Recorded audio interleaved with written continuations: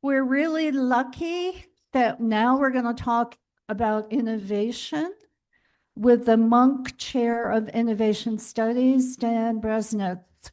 His academic credentials are in your program. I just want to mention that he's written 3 books on this subject that collectively cover innovation in Israel, Taiwan, Ireland, China, and all the rest of the world.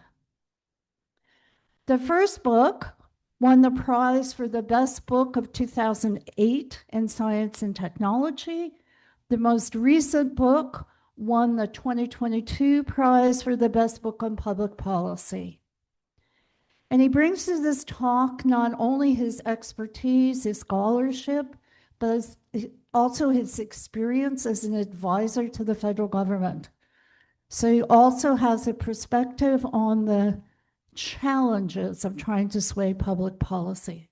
So we look forward to his talk. Dan.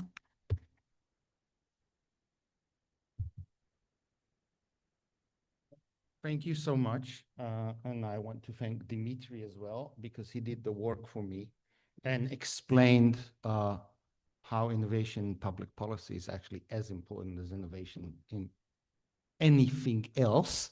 So I don't have to do it. So thank you, Dimitri.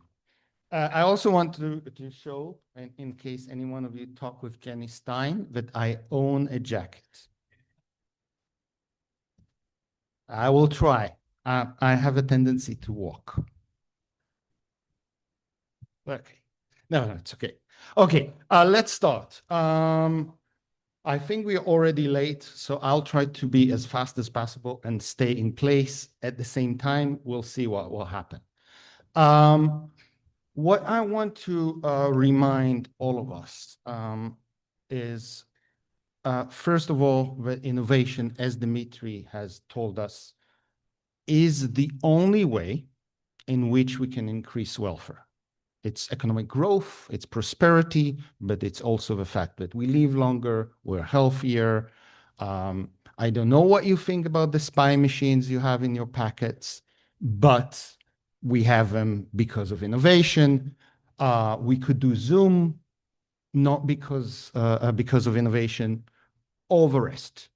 And because of that, we are obsessed about innovation now in every aspect of our life.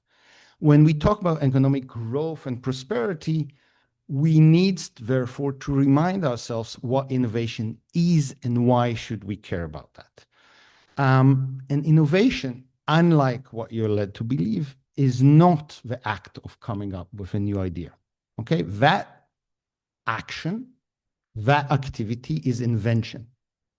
Even, and so many of you probably have done it, coming with an invention and putting it on a patent, getting a patent, is still not innovation. Innovation happens is the action of taking ideas and putting them into a reality. And when we talk about economics, we're talking about the market. And it encompasses the whole process of taking new ideas and devising new and improved products and services, but also in all stages. So from figuring out how to build them better, figuring out how to sell them better, figuring out how to maintain them, constantly improving them. We now have Zoom. Zoom changed our, and it's important because it's continuous. So if we care not about becoming famous, but we care about the Canadian economy, we should care about innovation being continuous, not just in the first stage. And an example is Zoom. This is an invention or innovation that started about 150 years ago. All of us in our room can remember that even 10 to 15 years ago, we will do everything in our power to not do online presentations.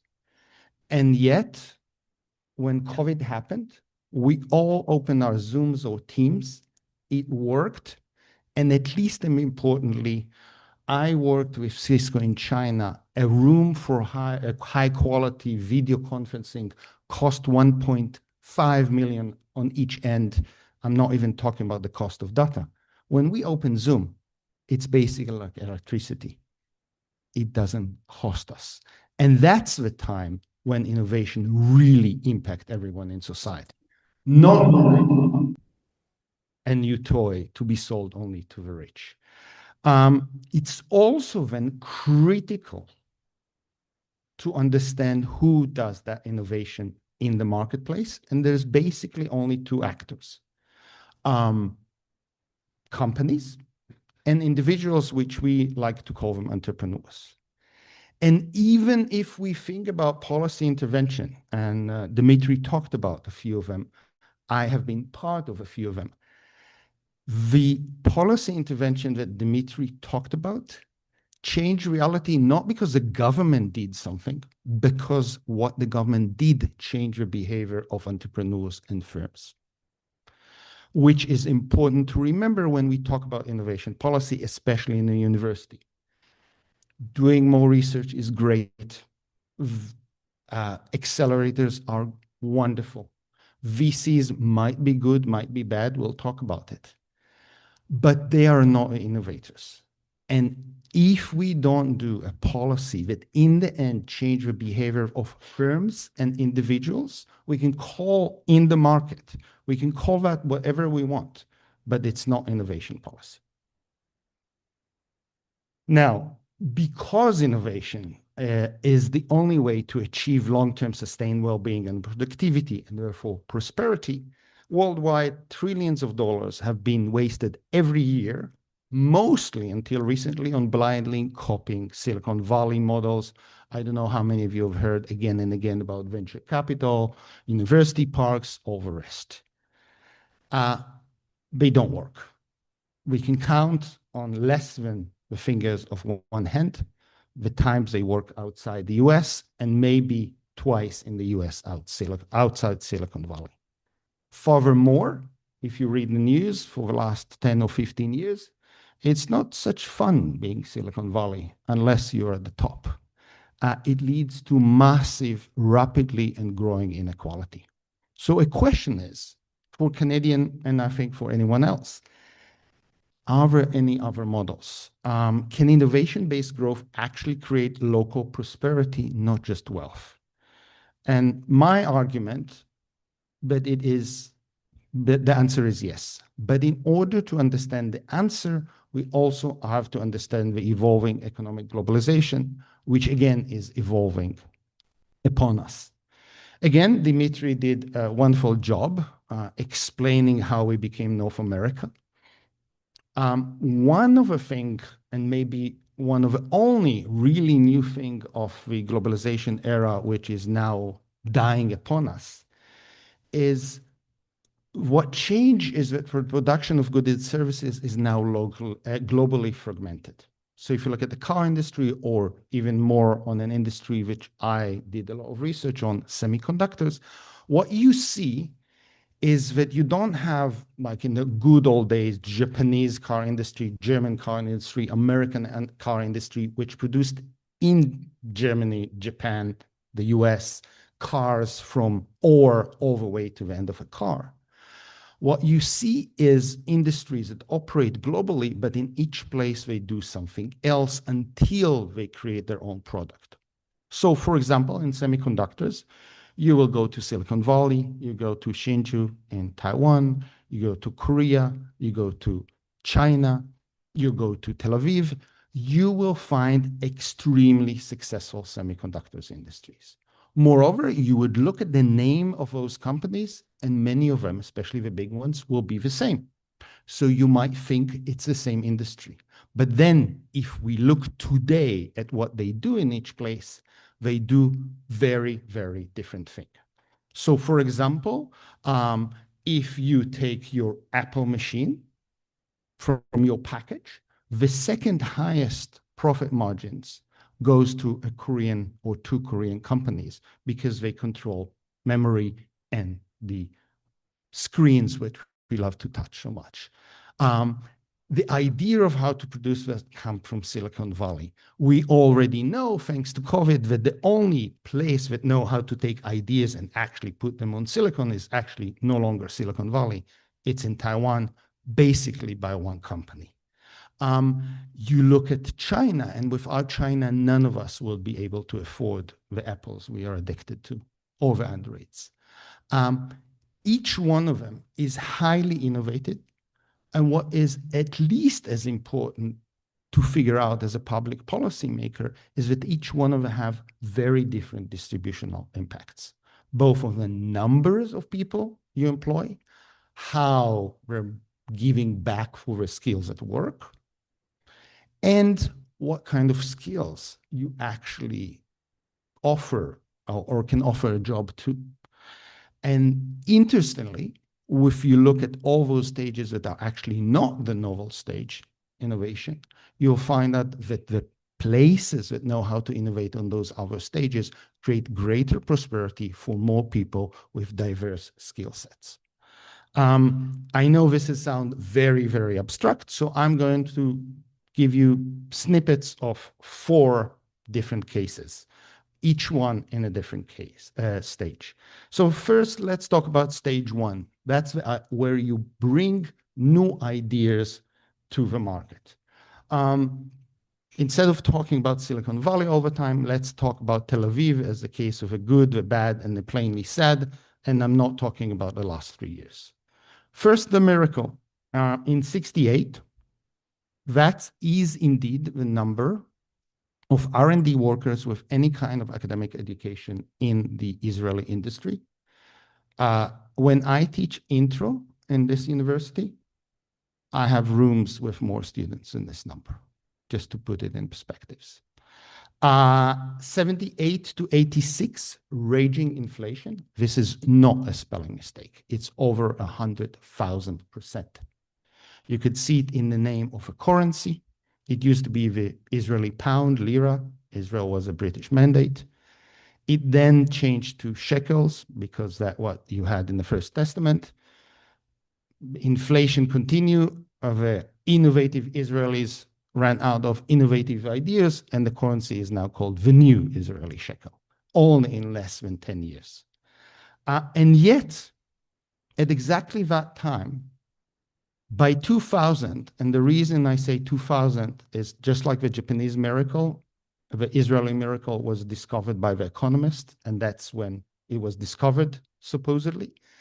IT exports already became 13 billion, but even more importantly, if we think about growth and prosperity, 71% of industrial export and 70% of GDP growth all came from the startup sector. So basically, from something that did not exist, that sector became the engine of the whole economy. And since 2000, sadly, at exactly the opposite way that Canada goes, and it's always make me sad because when I started to do this research, it was after the US and Canada, a number of firms on NASDAQ. Now Canada is not even in any metric. The largest firms that go IPO on NASDAQ and the highest R&D intensity in the world at 5%. Canada now, by the way, is one of the lowest in the OECD, if not the lowest. Second, which is slightly less happy, is the left behinder. By 68, Israel was probably, because it wasn't part of OECD, so you do it on OECD data, the second most egalitarian economy in the greater OECD. If anyone here still remember the era of the kibbutzim, the communes. By 2023, economic inequality was the second most unequal in a rich OECD economy. I'll put it in perspective that we will all understand.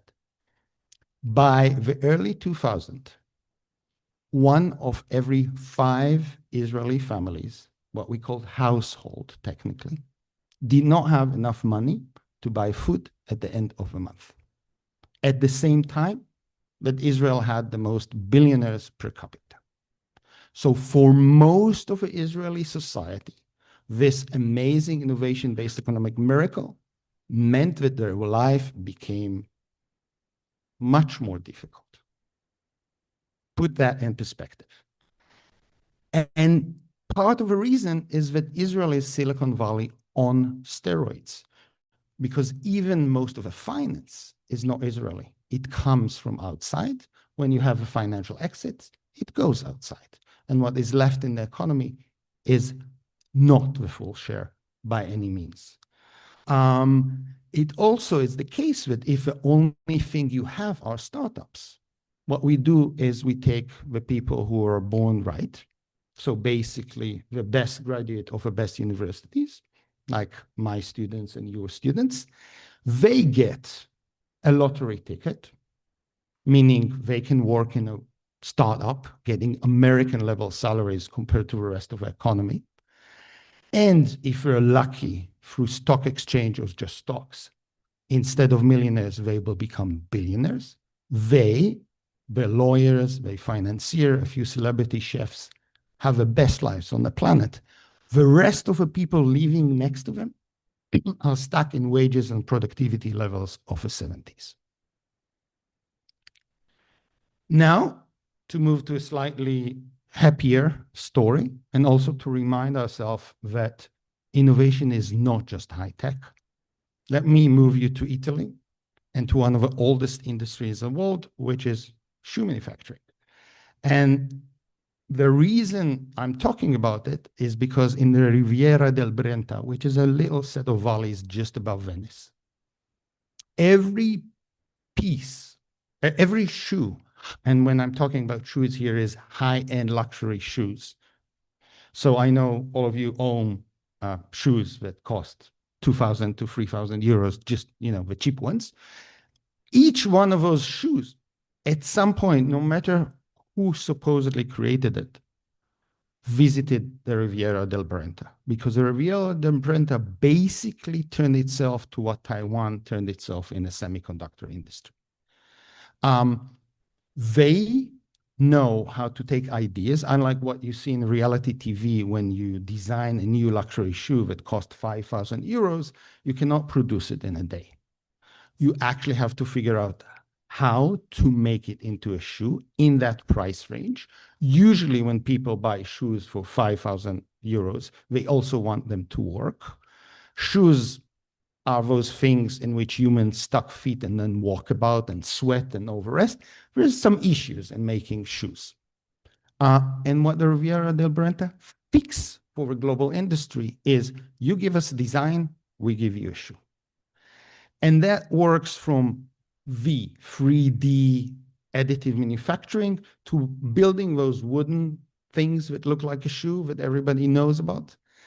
And even more interestingly, this is not what the local industry was doing. Until the 80s, the shoes produced in this area, unlike what we think about Italy, were no-men shoes that nobody knew who produced them, that were sold very cheaply in German supermarkets without any names. That's what the industry in that place was doing. Local businessmen understood that this is not sustainable with Eastern Europe and China coming.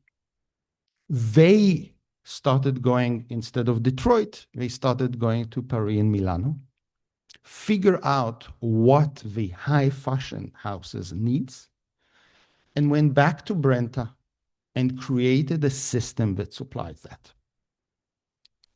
Bringing the local policymakers with them to develop a whole set of new education or revise the education, figuring out how to connect to the global industry. So one thing that Dimitri showed us, that you have different ways to connect to the global industry. A question is, why would the global industry want to connect to Brenta? And what does Brenta need from the global industry to be successful? And the same goes for the car industry in Canada. What is it that we can offer the world? And what do we need, especially information flows, to come from the world? And the local community solve it, and solve it by at least two ways. One of them we can appreciate. They revamped the school for the art of shoe manufacturing, figuring out how to connect it to the Pearson School of Design in New York. People who go to that school who are interested in shoe design go and spend a year in Italy, in Brenta. which means that the people in Brenta know in advance, few years in advance, what are the trends. But even more importantly, all those designers get a job. They design a shoe. Who do they go to in order to produce that shoe? Their network in Brenta.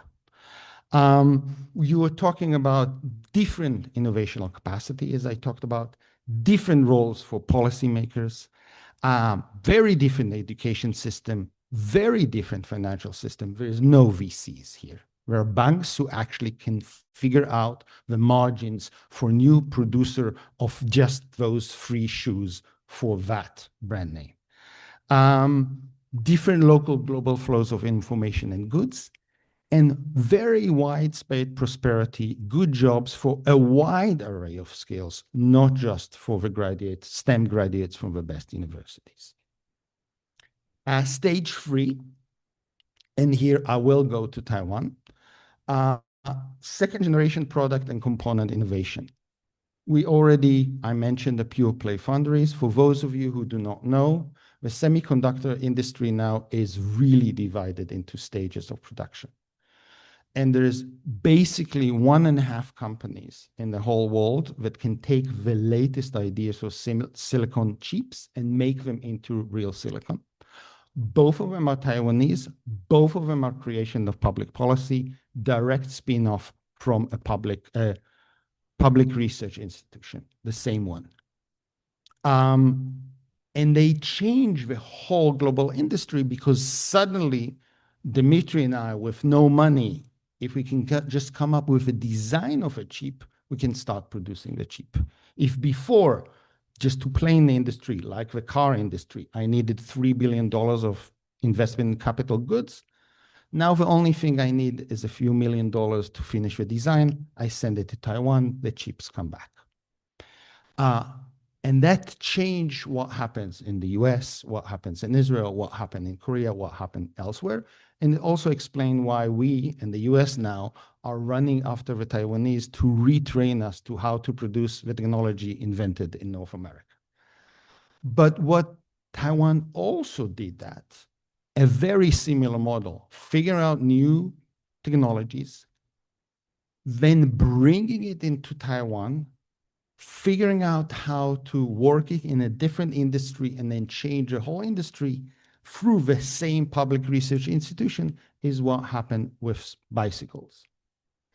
So even when I was a student, my own bicycle, just getting it up to the second floor where I had my room, was a whole nice physical exercise.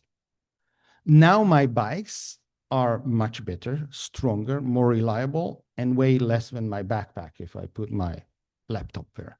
And the reason is Taiwan. And what the Taiwanese do, they follow the movement of looking at semiconductor technology in carbon fiber, which back then was defense related and only defense and under export regime in the US. Got that technology, brought that to Taiwan, started playing with around 10 companies, bicycle manufacturings, how to work and create products with it. Those companies figure out they can completely change the frame. And as the American industry basically disappeared, the Taiwanese industry actually came to global dominance. And indeed, in every bicycle high quality bicycle that you buy now in Canada, probably the frame is made in Taiwan, usually by giants, and all the power systems are made in Japan by Shimno. And those two companies in two areas, which constantly innovate of that, takes the highest profit, but also, again, employ a huge amount of people in places you probably never heard about, billions of dollars a year, and those people have very different and wide array of skills. So when you have, like any human society, people with different skills, different talents, you can offer them highly paid, interesting jobs, which you can't if the only thing you do is focus on startups. I will not bore you, but Taiwan has done it in multiple industries. I don't know if this is orchids, but the reason we all have orchids is that Taiwan did almost the same to orchids to what they did to bicycle and semiconductors. And again, very different innovational capacity, different roles for policymakers, different education system, different financial system. Don't talk with me about VCs and financial exits here. Different flows between the global and the local, and widespread prosperity. Last but not least, again, to follow Dimitri and talk about China. When I started the work on the second book, and I said that I want to look at comparative innovation in China, and the region we chose were Beijing, Shanghai, and Shenzhen or Guangdong, people both in China and in the US, where I was, laughed at us. It was 2007, and they told us that the only thing we'll find around Shenzhen is sweat factories for Nike. Well, if you actually look at all the companies that are mentioned in each and every industry that we either fear or respect, from BYD to the drones, to the phones, to Huawei, to Tencent, all of them came from that area of Shenzhen and Dongguan. And even more interestingly, most of them, if not all of them, started in production, actually figuring out how to produce the product and move up for innovation. None of them come from Beijing and Shanghai.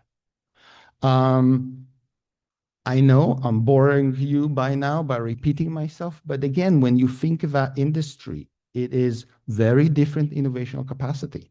What you need to do in order to produce 85 of the world drones, actually manufacturing them, is very different when figuring out how to use them for AI surveillance.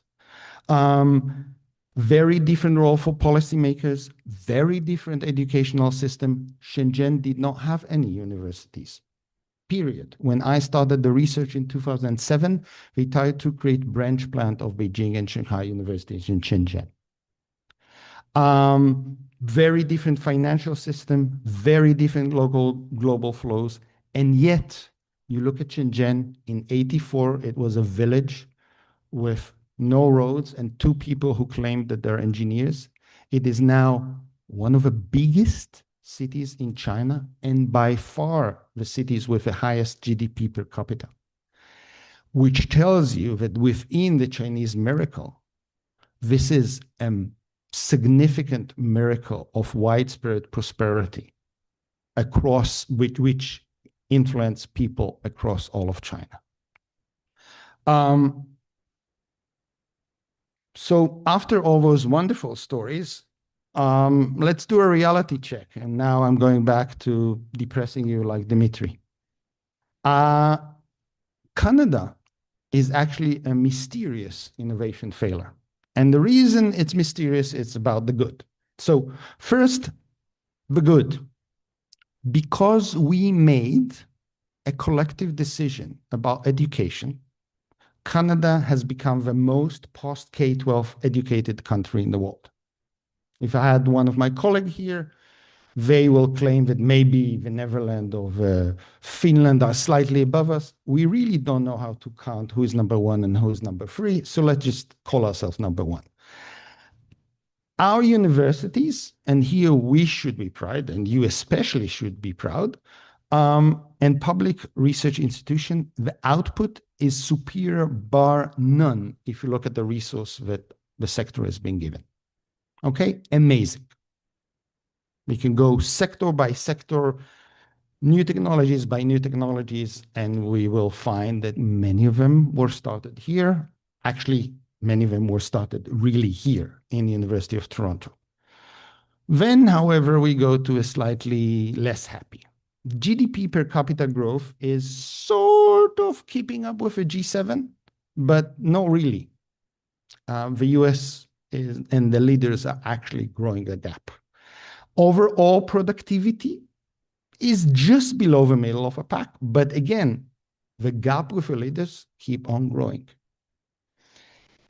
If we then look into the details, that's when we start to be sad. So since 2001, BARD, which is the Business Investment in R&D, but to be honest, every other measure of our economy and, by the way, public service, engagement with new knowledge, capital goods, new technologies, investing in them, developing them, has been decreasing each and every year. We are the winner of a wooden spoon. And it's now on developing world levels. I'll put it in perspective. Several years ago, Poland had better metrics in innovation in the business and public sector than Canada. There is one sunlight, which again, very similar to what we heard from the other presentation today, and that's exporters, especially exporters that don't export commodities, but export goods and services, because they have to actually compete with the best in the world, and therefore they're in that level. Both public and private organization engagement with new technology is low and trending lower compared with our peers. And then there is the technical world that economists like to use because they don't like to say that really we just don't know how to measure them. And that's total factor productivity or multi-factor productivity. But it's basically a better way to think about it is how good we are in engaging with new knowledge, but also in getting the best from our people. Whoever it was. I mean, congratulations to us. It is unbelievable that a country with the best human capital managed to have negative productivity on the use of human capital in the last 20 years. It is, I mean, we have an economic historian. I have not heard about any other country that managed that feat. Speaking about, by the way, bad public policy. And to put it in perspective, because we care about Canadian, real median wages are flat since 76. That was 50 years ago. And that meant that Canadians have to work a lot more, and also 2 Canadians in each household have to work a lot more, spend a lot less with our kids or on anything else that we want, not in order to become rich, but just to stay in the same quality of life.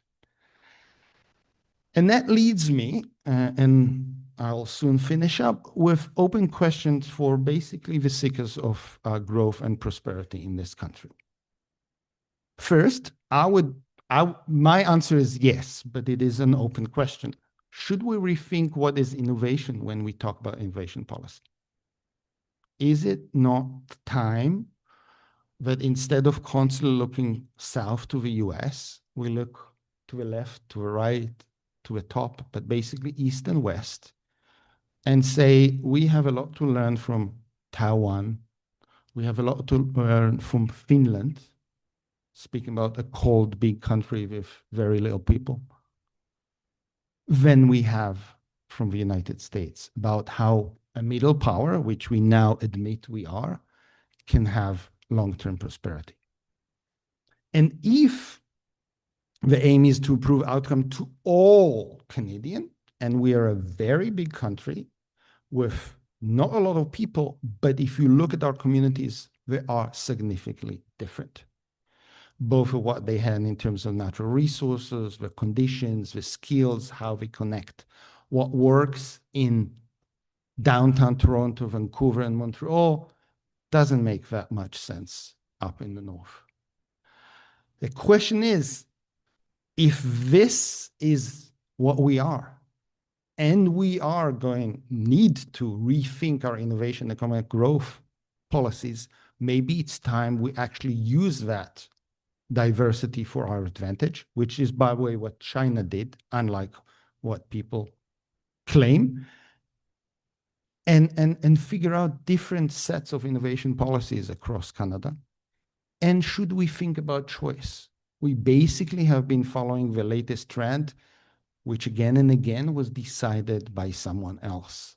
We always said we have to because we are next to the United States. But you could look at other countries that were under even more difficult conditions, and they still made choices, not just said, we have to stick with that cheap. Maybe it's time we do the same. And then there's a set of questions. What does the story that I told you both about the happy other places and this sort of happy but slowly declining Canadian society can tell us about Ontario and Canada as a whole? So an open question, since the 70s or 80s, have we shifted the middle class? I think the data shows yes. Can we do something about it? That's an open question. We talk very highly and with a lot of aspiration, but let's talk about something that Prime Minister Carney, at least before he became Prime Minister, talked about as one of his best and the things he cared much about, which is greening the economy.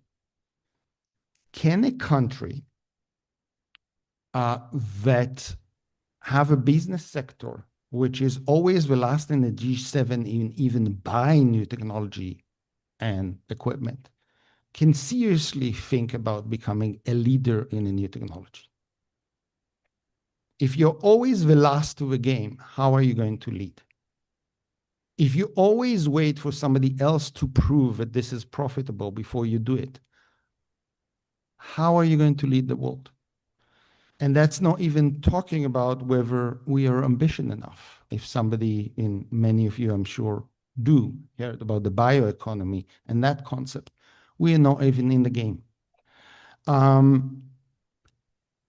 We have a plan to build a lot of infrastructure and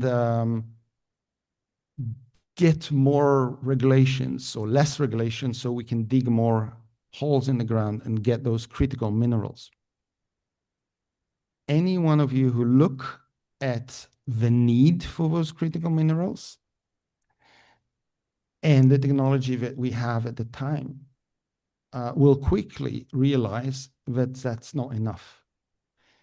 The current technology will not allow us to dig enough critical minerals, not just Canada, the world, to get what we need in order to build the things that we need in order to become green. But if we try now with those technologies, no matter how many Chinese or American electric cars will buy, the environmental damage in just mining the minerals in order to build them will be more than what they maybe will offer. Not even talking about that if you look in building infrastructure and roads in order to get to the holes in the ground in which we dig stuff, we are all about natural resources. There's not a word about human capital and Canadian ingenuity. Not even that, as we just learned from Dimitri, if you set that system that is now more profitable than ever to dig something in Canada, stabilize it, and then as quickly as possible, ship it out of a country so somebody else put mine ingenuity and value added on it, and you start building the business infrastructure, we might be in another 60 years in which we might be producing the cars, but maybe not. And it's even worse in mining and forestry. We really have no plans on how to make them an area in which we can innovate and actually employ all those minds we educated with public money. So is it time to admit that our obsession with novel technology and basically looking like the US because they are so cool, and basically band-aid programmatic mentality? So Dimitri gave you a lot of really nice cases of where we did something good. We have not been doing it in innovation policy for the last 30 years. There's about 180 different programs. They keep on changing. They keep on disappearing. How many of you remember the global super clusters? We talking about business and the need to have certainty in order to do investment. if the public policy that is supposed to help you change every 5 years, you don't know it's there. By the time you learn what the rules have already changed. That does not help certainty. That does not help innovation. That creates uncertainty. And if I was a CEO, I would just invest in the US or somewhere else until the Canadian policymakers figure out just what the hell are the rules of the game. And then if we are to build such approach, how about we build it to what Canada is and the future that we want for Canada, not just copy and trend whatever the latest McKinsey consultant tell us that we should do. And maybe we talk about trade diversification. I would also say export orientation. So the big sticks that I would like to see are not just against multinational that we bring in to do branch plant, but toward Canadian company.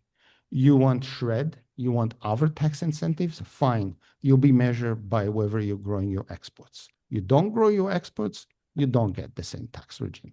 Other countries have been doing that extremely successfully. We never thought about using export as a measure for success. And I want to sort of finish with slightly more optimistic, and that is to remind ourselves about the importance of vision. And here I don't mean, again, I was a policymaker, I don't mean grand vision or aspiration, ideal type. I'm talking about a very pragmatic one. How do we want Canada, or even how do we want Ontario or Toronto to look like in 15 years? What is it that we do, or at least some of those industries do? Why do we want it, like pro-Canadian? How do we know that we are successful there? What are the skills that they need? What they're going to sell to the world? What do they need from the world? What financial subsidies and others and regulation they need?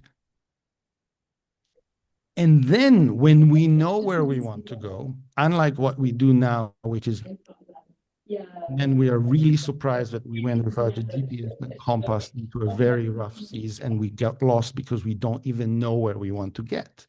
Once we have it, then we can develop innovation economic growth policies, which are basically reverse engineering. We know what the goal, we can figure out how to get there and learn through time what works and what no. With that, I'll stop. Hopefully, I've not depressed you completely. And be open to questions and also the email. Due to